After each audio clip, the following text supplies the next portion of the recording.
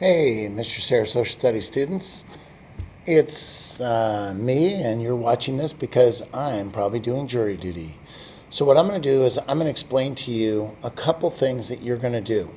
So, first of all, there are three things that you need to do. The first of which is you have a couple of ed puzzles that need to be done by tomorrow night or by day three, by midnight.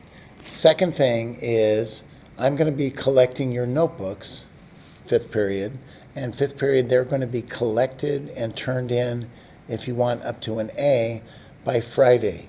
And yes, you turn them in to the substitute that you have.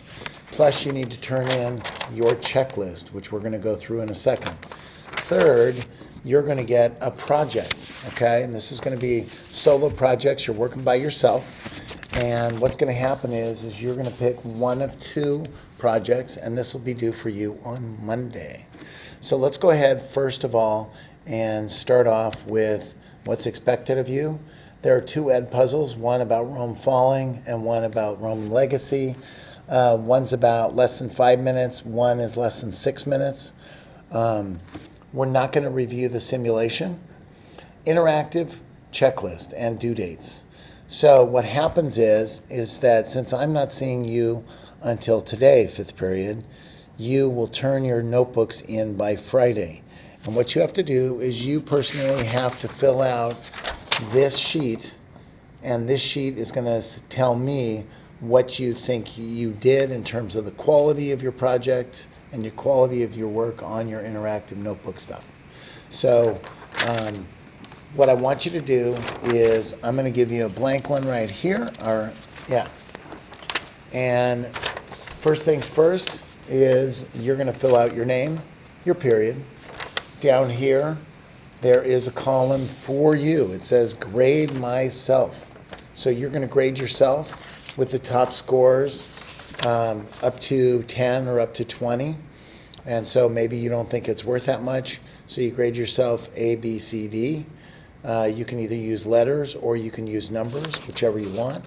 Then one person in the class is going to grade you, and they just need to be accurate and honest. Okay, your grade will not rise or fall based upon them giving you inflated or lower scores. Leave the space where it says your score teacher, because that will be me. I will be grading you. So for all of you, what you should do is just give a grade to each one of these, and that's about it. If you have questions, then you can always email me about that. The next thing you're going to do, and so that's what this is for, but I've kind of edited it a little bit to make it easier since I'm not there. Then the next thing you're going to do is you are going to work on a Rome project. And what you're going to do is you're going to demonstrate to me what you know, all right? And what have you learned about Rome?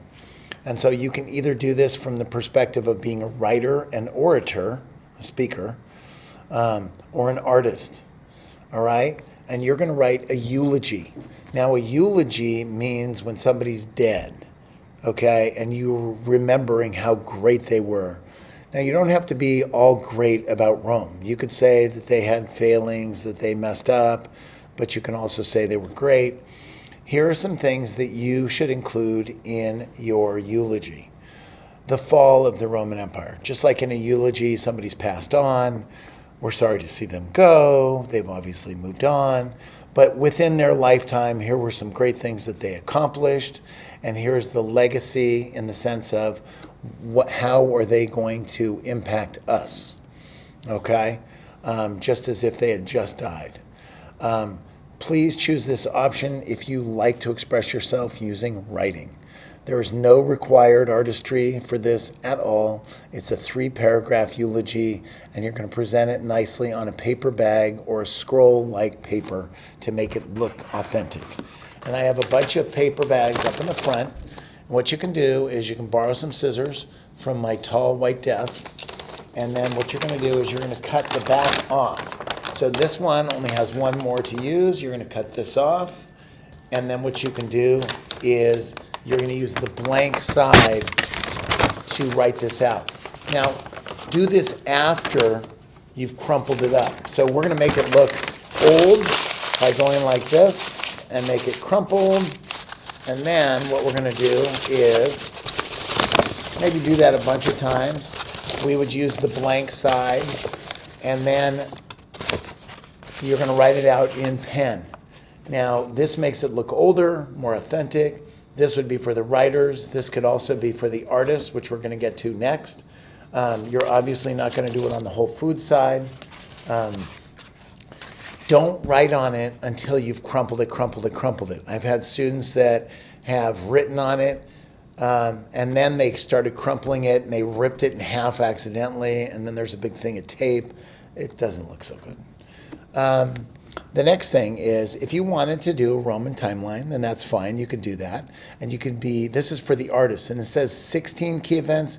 It actually has been corrected, and it is 12 key events. And so what's going to happen is these icons need to be drawn and colored by you, by hand. You're not just going to print them out from a computer. It has to be you. They did not have computers. So that's what you're going to do. These are actually, it says that they're due Monday, but for my 5th period, they're due Tuesday, because you're getting it on Tuesday. You have 1 week to get it done. And this is going to be worth between 50 and 70 points, so you want to do a good job, okay? The next thing is that there are instructions. So in Google Classroom, if you look in Google Classroom and you click here, here is the full thing with instructions. So here's Rome project options for artists and writers. And then for writers, this is the full explanation. Now, the other thing is since this is worth a bunch of points, you might want to make sure that you want to get that A+. And so I'm going to give you an optional flip grid that you could also do where you'll be more like a speaker. Okay, that's what they were. The other thing is if you were going to be an artist and you wanted a combo project to do with this, you could do a short 30 to 90 second short video talking about some of the great things that they accomplished. That is up to you. Now, if you don't feel comfortable with either one of the writing assignments or the artist assignment, then you can email me and make a suggestion, but you got to get approval before you work on it, okay? These are the explanations of how to do the details on paper, if you prefer paper. We cut a tree down for this. This one for the artists also has the timeline on the back of the 12 events in order. So that's what you're going to do. One of the things you're going to get graded on is how do you use your class time. So hopefully you use your class time well, because I'm going to be asking my subs how did they use their class time, and that's what I'll be looking at when I grade your final project. If you have questions, email me. I don't know how fast I can get back to you, and the reason is because if you're getting this, I may be in jury duty, and I may be, who knows, on some murder trial or some robbery trial, okay? And I can't, in the middle of somebody going to court, I can't be on my computer trying to figure out what's going on in my classroom, okay? So any questions, give me an email. I hope you have a great day. And this is what I look like without a mask on. Ooh, I even shaved today. All right, have a great day. Bye.